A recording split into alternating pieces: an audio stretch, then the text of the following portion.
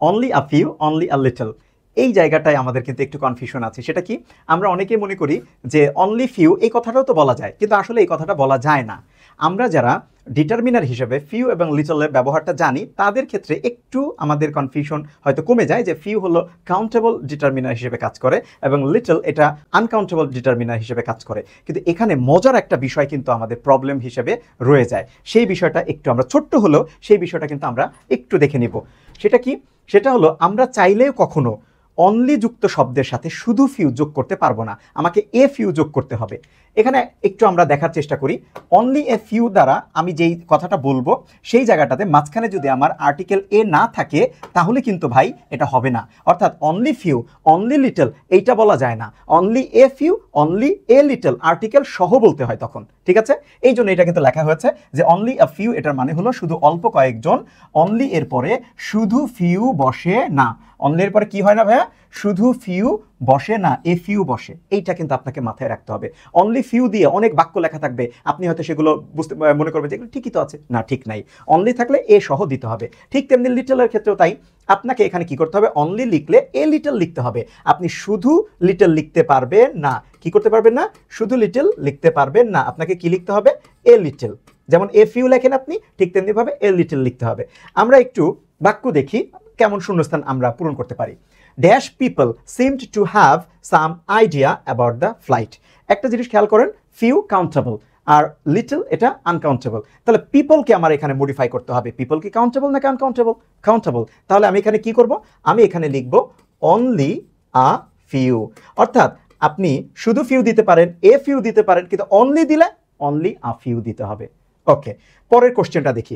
Dash corn was available during the monsoon. মনসুনের সময় মানে খুব কম পরিমাণ শস্য পাওয়া যেত। কর্ন কি, আনকাউন্টেবল নাউন। কর্ন হলো একটা আনকাউন্টেবল নাউন। আনকাউন্টেবল নাউন যদি হয় তাহলে আমি কি দিব, আমি লিটল দিব। আপনি লিটল দিতে পারেন, এ লিটল দিতে পারেন, অথবা আপনি দিতে পারেন অনলি আ লিটল। তার মানে অনলি দিলে আমি এ সহ লিটলটা ব্যবহার করব। ওকে, আচ্ছা, এরপরে dash trees are growing in the Northern part of the state. শহরের উত্তর অংশে গাছপালা জন্মায়, সেটা কম হোক বা বেশি হোক, যেটাই হোক। আচ্ছা, তো এই জায়গাটা আমরা কি দিব, এখানে ট্রিস দেখেন কাউন্টেবল, রাইট? তাহলে ট্রিস যদি কাউন্টেবল হয় এখানে আমরা দিব ফিউ। তাহলে ফিউ দিলে আমি যদি অনলি দেই তাহলে আমি কি দিব, অনলি আ ফিউ। ওকে, পরের কোশ্চেনটা আমরা দেখি।